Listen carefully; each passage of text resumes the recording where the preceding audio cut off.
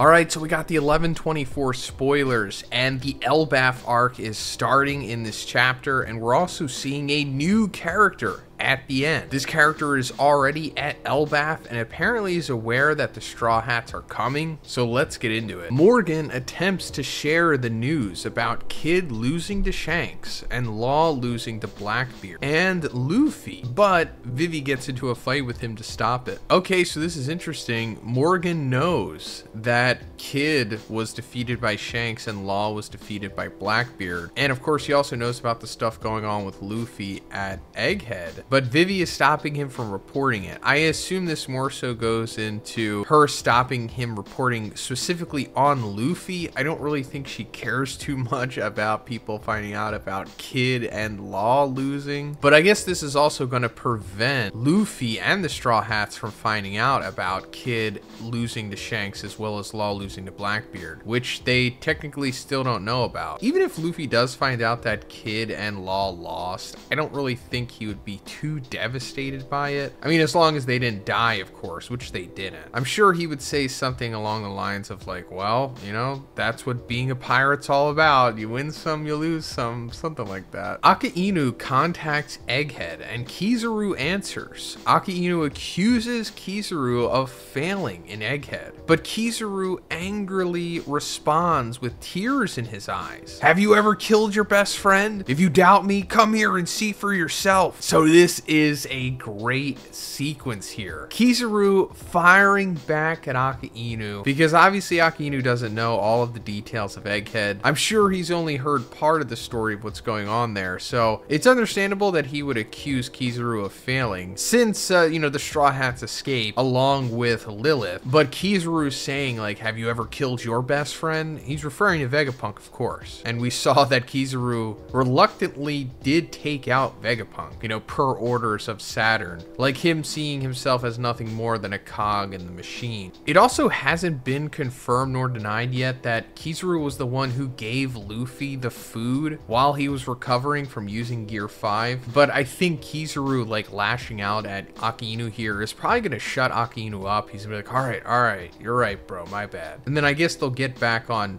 good terms because Kizaru obviously hasn't turned yet, but he's definitely on his way. And I assume once we get into this final arc here, you know, once it's revealed the truth about the Gorosei and what the world government has done, there will be a big exodus with the Marines. And I think 95% of them will all turn face and one way or another basically team up with Luffy as well. Also, I think it's pretty funny here that Kizaru is like calling Vegapunk his best friend, who in my opinion definitely wasn't always the case. It seems like it was kind of shoehorned in with this whole Egghead Island arc and the modified flashbacks of Vegapunk, Kuma, and Kizaru. The scene then shifts to the Straw Hats, who are downcast because they believe they have failed to rescue Vegapunk.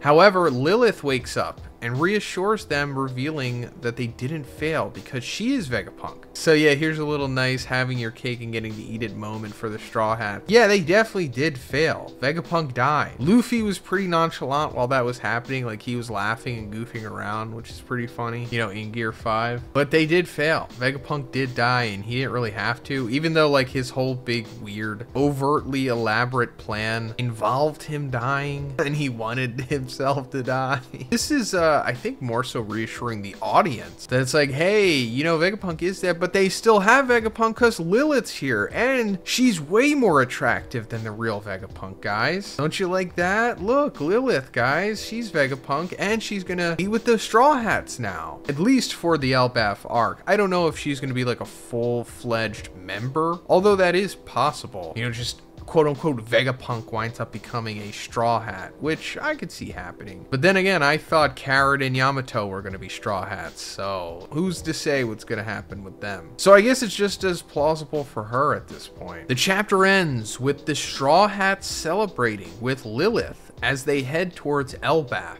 In the final panel, a silhouette is shown drinking on the coast of Elbaf, saying, "Come, All right, so here's the really exciting ending to this chapter. Us seeing a, of course, silhouetted character, Oda's favorite type of character, on the coast of Elbaf saying, come. So clearly they know that the Straw Hats are on their way to Elbaf. Now, let's just get it off the table. I don't think this is Shanks.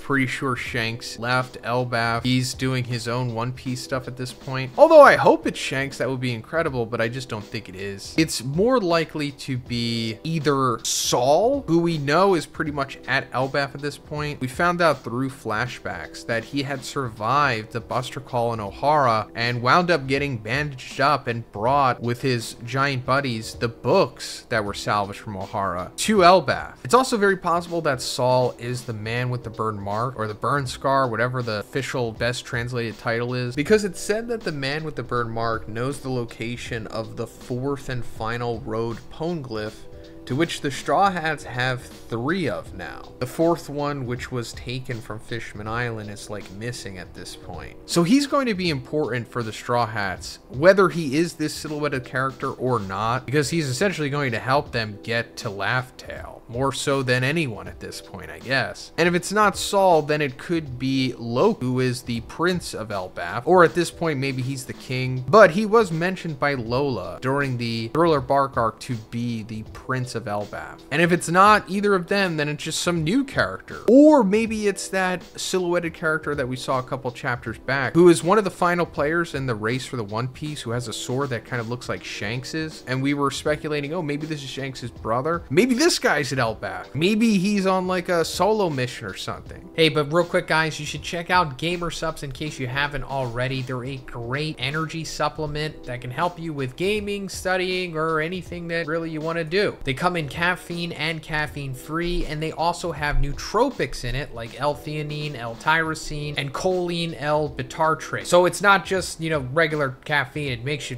really feel good and focused. If you're looking for a tub to buy, check out the new flavor Nuclear Bombsicle by Casio. It tastes just like a bombsicle. This is already one of my favorite flavors. They also have these awesome sus bars, which are only 100 calories and only has 1 gram of sugar and 8 grams of protein. My favorite flavor is the chocolate. I cannot get enough of these things. They also have Gamer Tea in both caffeinated and non-caffeinated. I personally really like the caffeine-free Sleepy Time with theanine. You can also get some of these awesome gamer soups, which I absolutely love. So guys, check the link in the description and make sure to use code BIGZ for 10% off. Thanks, guys. But let me know who you guys think this is in the comments. I will make a follow-up video to these spoilers once we get the full summary, hopefully tomorrow.